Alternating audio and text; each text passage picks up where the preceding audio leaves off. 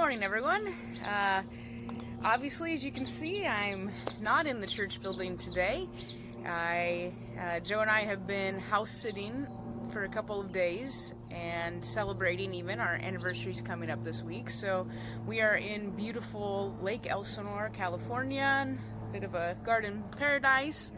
And I recorded a song earlier this week that I wanted to share with you today, and also wanted to include a devotional just to give you a sense of where my heart has been. It's been kind of an up and down season for us, for our church community, and one would think that with everything that we've been facing that we would maybe be down in the dumps a lot, but instead this week, as we've been going through all manner of things, this passage that I'll share with you now, Isaiah chapter 60, was really on my heart, and I just felt compelled to write a song based on it.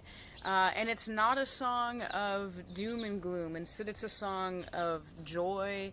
The passage itself is not just the song, but a song of joy, a song of newness and hope and life, and trusting in God's provision. So I'll read the passage and share with you the lyrics to my song, and then share the song itself. But I hope you all are really well today and filled with the light and the joy of the Lord. So I'll be sharing from Isaiah 60, and it's a passage on the glory of Zion. It says, "Arise, shine, for your light has come, and the glory of the Lord rises upon you. See, darkness covers the earth, and thick darkness is over the peoples, but the Lord rises upon you, and his glory appears over you. Nations will come to your light, and kings to the brightness of your dawn.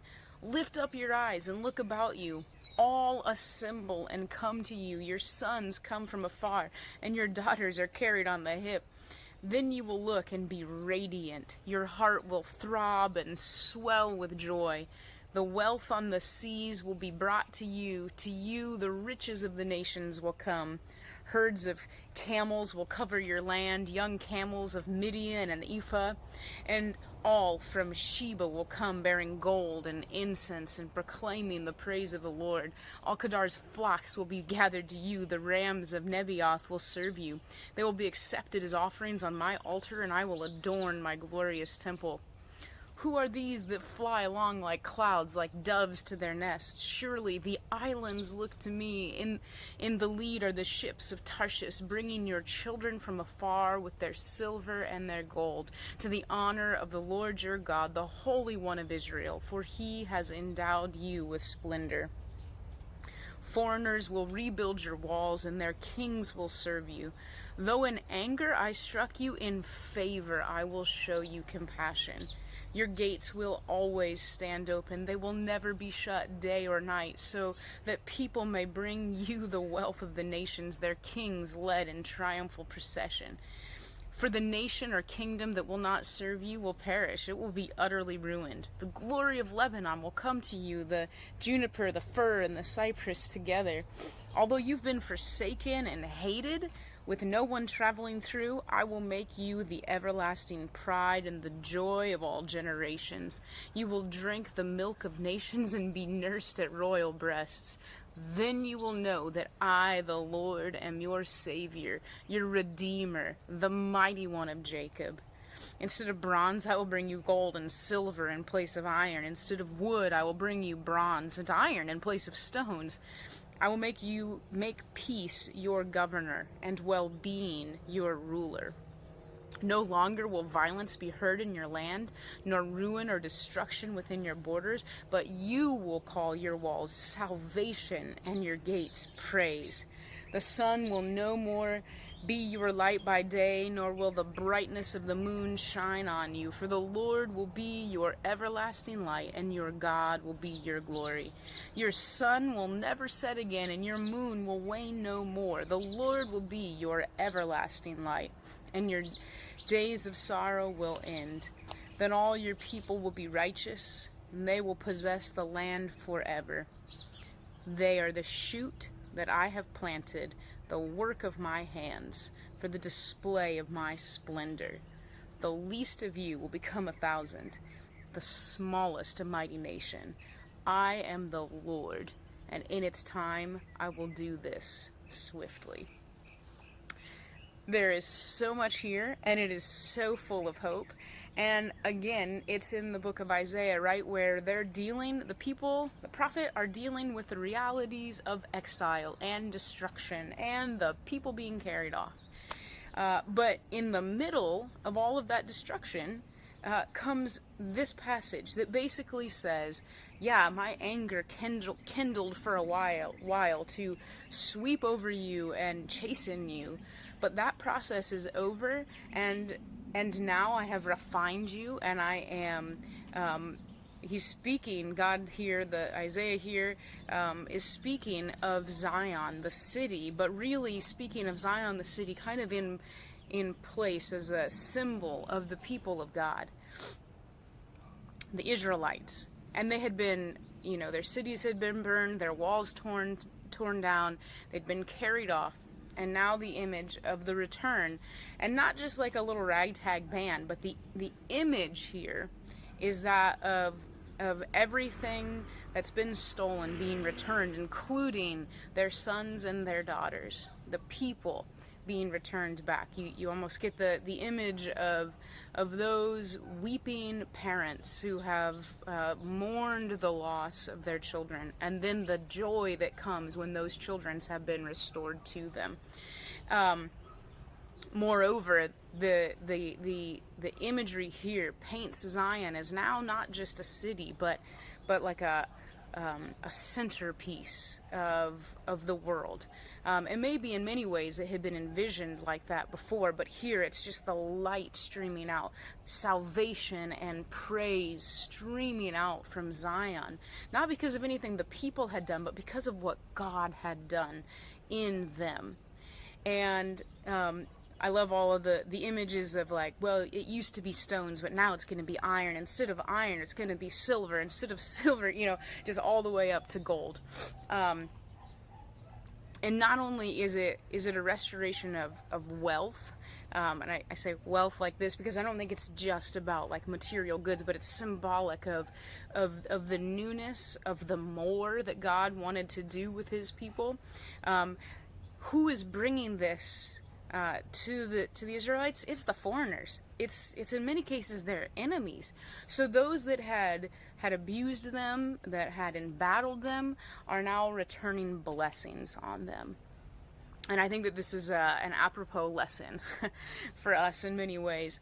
And I love the imagery, especially of Zion, who has been downcast, sitting in the ashes, and God tells his people, God tells his city to lift your head, arise and shine, for your God himself is rising upon you. It's his light, his justice, his mercy, his salvation that is rising on you. And because of that light that is rising on you and shining on you, lift up your head, because you do not need to be ashamed any longer. My hand is on you. I am rebuilding the walls. In fact, I'm sending your enemies to rebuild your walls. You will be taken care of. The islands, are seen as bringing on ships wealth and riches and children back to the city. And Zion in the end is pictured as going from one sitting in the ashes, almost like a woman sitting in the ashes because of the loss of her family, of her children, of her glory, and then told to raise up, lift up her head, for you are radiant. And as I read these words, especially in the middle of all kinds of chaos in my life, I sense the Lord speaking to me, and not just me, to our congregation, to those in the earth who are faithful to the Lord. You may feel like you are in the ashes, but lift up your head. You are radiant.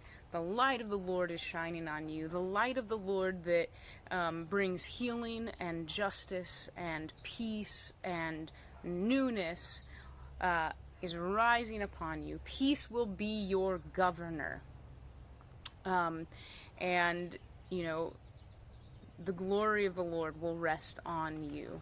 And so as I sat with this passage this week and felt the Lord speaking it to me, I just felt like this song bubbling up in me. And honestly, like you'll even see in the recording I made earlier this week of the song, like I can't sing some of the lines in this song just without like smiling, like beaming, feeling the radiance of the Lord on me, on us, on his people in the world. And the point here is not that he is setting us apart just to, lavish on us, but he's lavishing on us because, well, I think that is his love and his nature to lavish his blessings and his mercy and his kindness to all the world.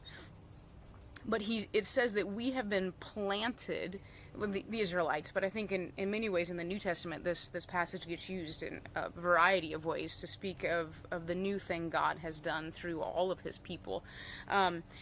But it says that Israel, Zion, the children of Zion, are the shoot that I have planted, the work of my hands, for the display of my splendor.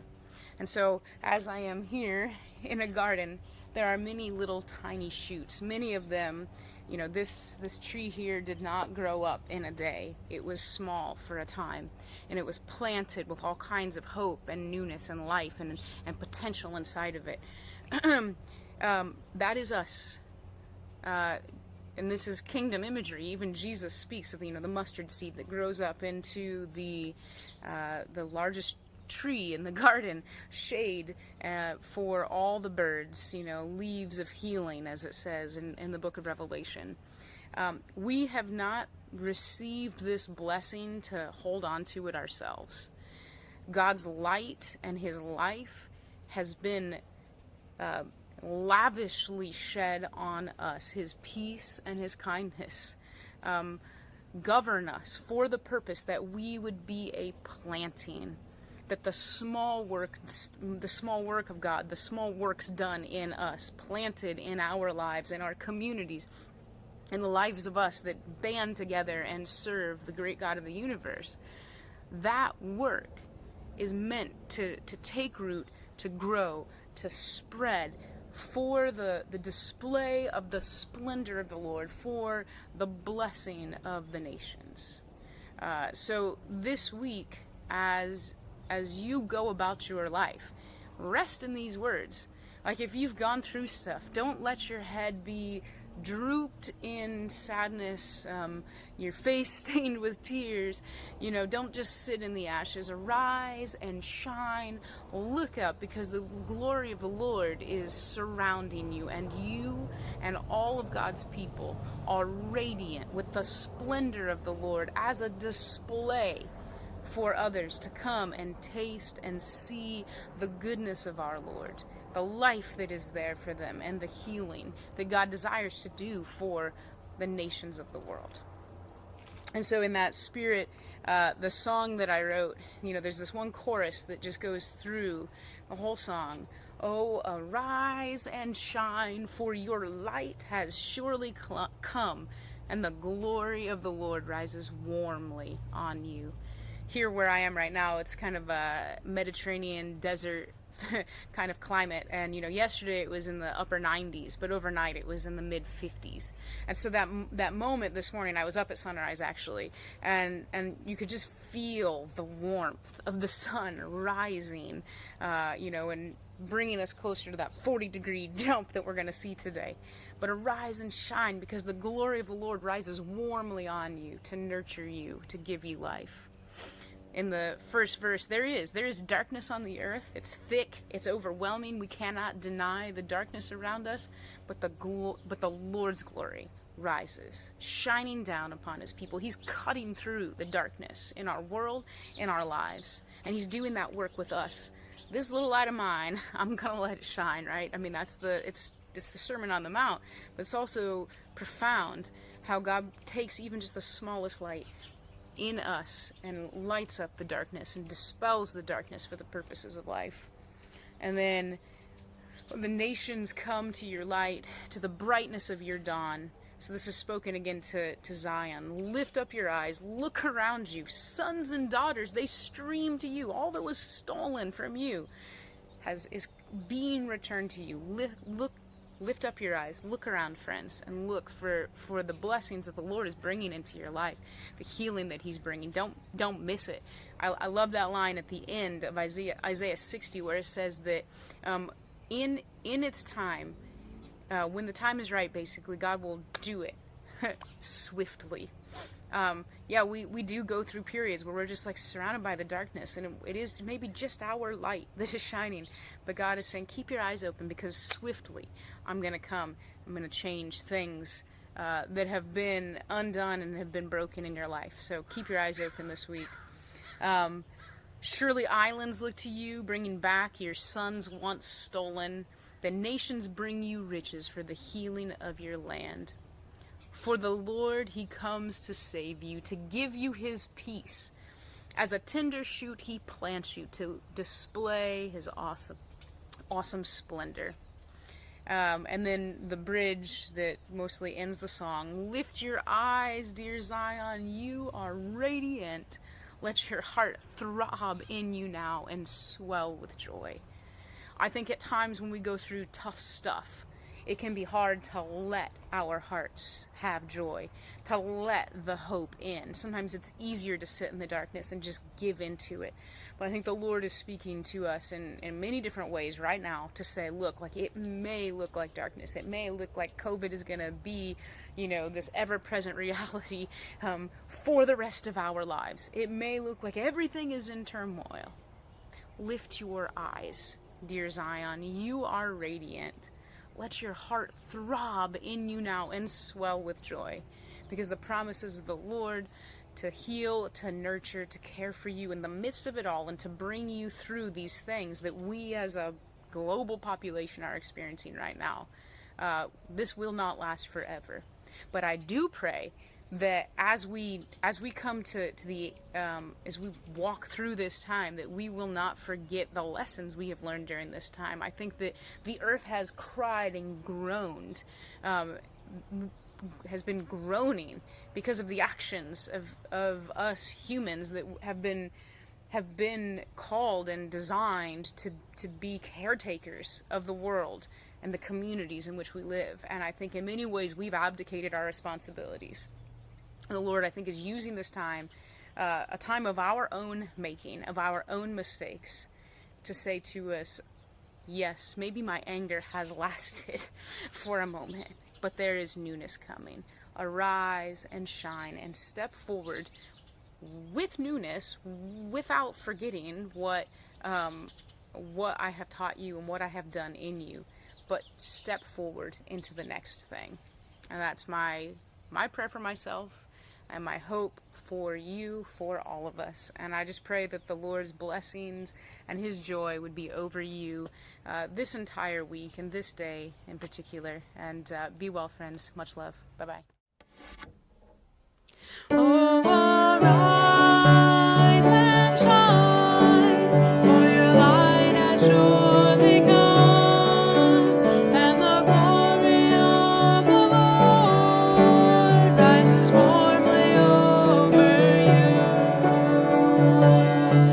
There's a darkness on the earth, and it's thick and overwhelming, but the